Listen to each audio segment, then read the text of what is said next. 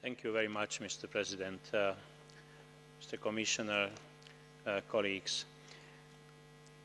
Európsky nástroj na podporu demokracie a ľudských práv významne prispieva prostredníctvom svojho rozpočtu na obdobie 2007 až 2013 vo výške 1 miliarda 100 miliónov eur k dodržiavaniu a k rozvoju ľudských práv, ako aj k posilňovaniu demokracie vo svete. Teším sa, že súbor dodatočných pozmeňujúcich a doplňujúcich návrhov berie do úvahy a zároveň zohľadňuje zmeny vyplývajúce z Lisabonskej zmluvy tým, že primerane posilňuje práva Parlamentu na kontrolu v tejto oblasti. Za podstatný prínos pre Parlament považujem aj výslovné stanovenie možnosti vzniesť námietku proti delegovanému aktu v lehote 2 mesiacov od dňa oznámenia.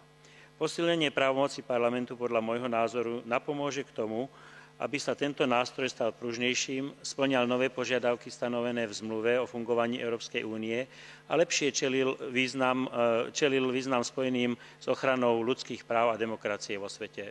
Ďakujem pekne.